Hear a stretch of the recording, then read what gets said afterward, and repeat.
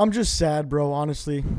I just am. And I'm not too sure what to say anymore, honestly. Final score today in the Serie A in Milan. Milan nil, Genoa nil. Milan's big, fancy anniversary game today. New fancy kits. We invited all our legends here for our game.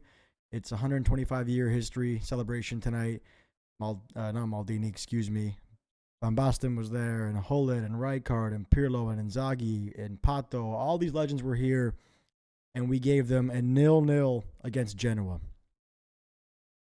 The mediocrity continues this season, and I'm not going to go into the whole same story we've said all season about the fact that Milan can't play games against teams that play low block, and we struggle. I'm not going to do that over and over and over again because we know the story by now. We do.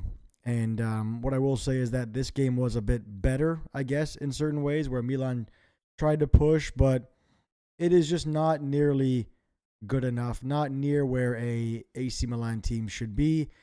It's just been a very mediocre season so far.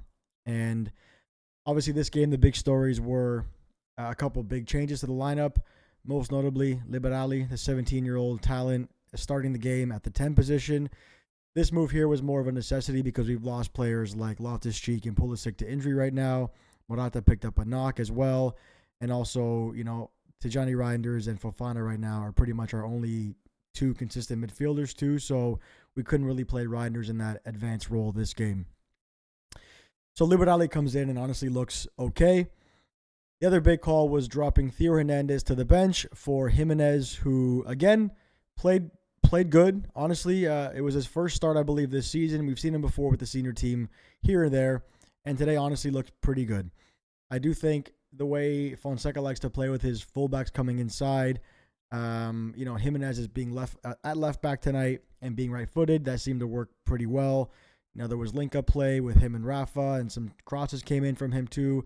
I thought solid. Honestly, the whole back line today was solid, and I respect Fonseca for doing what he says, right? He had that quote in the news that said, if players don't want to play, give me their full effort and they're not motivated, I'll play somebody else. And he did that. He did that today and played Jimenez. He made his point. Theo on the bench. However, with the game still being 0-0 and Theo sitting on the bench, a player that has given you so much in so many big moments, you have to believe that even Theo Hernandez right now, with his attitude not being the best, even he would want to come on and try and give you something, right? And he doesn't come on. We don't see Theo at all tonight. And I just feel like that is all Fonseca's ego. And like I said before, while I respect that he will make big decisions and he will drop Rafa, he will drop Theo Hernandez, this tonight felt like ego, especially on a special night like this when Theo has been one of your best players for the last 5-6 seasons. You maybe could use him tonight to give you some sort of spark, some sort of chance. You don't play him.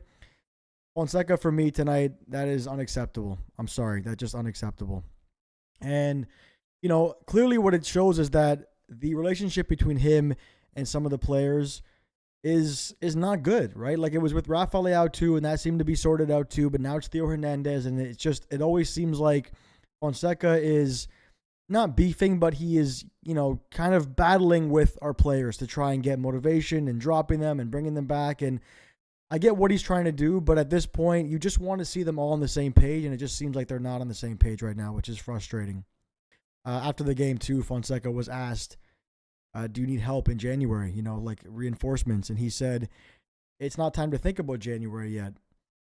And I'm looking at my calendar going, I don't know, man. January is in like 2 weeks, so I feel like you probably should think about it right now, no? So that was a bit concerning too, because we've all said this before, that Milan lack creativity in the middle of the park. We really struggle there. Our midfield right now with Benacer out and RLC out and Adley is gone. We are very short in the midfield now. Reinders and Fofana tonight looked very, very tired. So I think we do need help, honestly. Going forward as well tonight, just very flat. I mean, like I said before, it wasn't as bad as some previous games too, but I don't know what the thinking was tonight, but the tactics seemed to be very simple, where we get forward, on the counterattack, we push sometimes, and instead of getting a shot in, maybe getting a rebound, getting a tap in, we opt to slow it down, pass back to Reinders, get the ball out to the right side, flood the box, and then Emerson Royale will cross the ball in.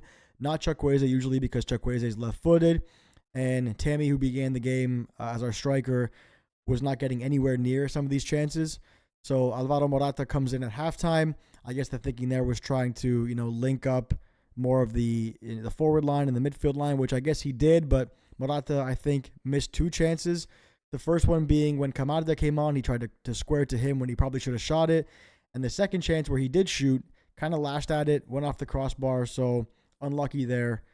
But clearly this team is missing a lot, right? And I don't want this to be a ownership hater video, because I think this ownership has done some good things in terms of the marketing and signing some players like Pulisic and Tijani Reinders, and the partnerships with some big brands. I get all that. That's all important. But at the end of the day, this is a football club that is one of the most important clubs in the history of the game, and it is known for winning. It is known for ambition. And it just feels like right now that ambition is so in question. Like, does this management really want to win something, or are they here to kind of flip this business, make it profitable, and get rid of it, right? Like, I don't know. I don't know if that's a real answer, right? I can't give you that answer right now. I don't know. But I miss Maldini, man. I do. I do miss Maldini. And I just feel like that team we had a couple seasons ago that won the Scudetto, we were kind of fortunate that season to win the Scudetto. I understand that. But the team that we had, there was a foundation there to build on and really turn this team into something special, right? And even till Maldini's last day at the club, he was begging for investments and begging for, support from the ownership group. At that point, it was already Redbird. And the result there was to fire him, right? And it just seems like since they've taken over Redbird, instead of building on that foundation, they've come in, they've said the right things and how much they want to win things and turn this club successful. But very, very quickly, they have kind of removed piece by piece what made our team so special and successful those couple of years ago. They got rid of Maldini. They got rid of Tonali, a guy who loved this club, who was a leader at this team. They got rid of him. And, they've continued to gamble, right? And obviously every signing you make is a gamble to some degree. But the ones that we've made have really been gambles, right? Like, of course, some have paid off, like Tijani Reinders and Pulisic. But, we've brought in a coach who we're not sure is quite the right fit and quite the winner that we need. And he's on the cheap, right? Doesn't make that much money when other options were available, like, De Zerbi and some bigger names like Maurizio Saudi. Like, there were all these kind of options, right? I'm not saying they would be a better fit. I'm just saying that Fonseca was obviously, not the most ambitious choice you could have made in this situation. For every Reinders we had and every Pulisic, we have Ruben Loftus-Cheek. Was he an ambitious signing? No. Emerson Royale, again, another gamble. We've kept on gambling instead of really enforcing this team with true, solidified coaches and talent to go on and win something, right? And right now we're seeing that we're probably not going to win anything this year. We're probably not. The Coppa Italia is our only chance. The Champions League is very, very unlikely. The Scudetto now is long gone. It's just hard to see where we turn this corner. It's just hard to see results coming this way now, and the team just seems to be so fractured and so uncertain. We saw the Curva Sud protesting after the game and saying that they're fed up with mediocrity. And I am too. I really am. Thank you all for watching again. Be sure to leave your thoughts down below in the comment section. My social media links are in the description as well. Whatever you want to follow me at, Instagram, Twitter, TikTok. Everything is at me, Marco G. Thank you all once again, and I will see you all soon. Forza Milan.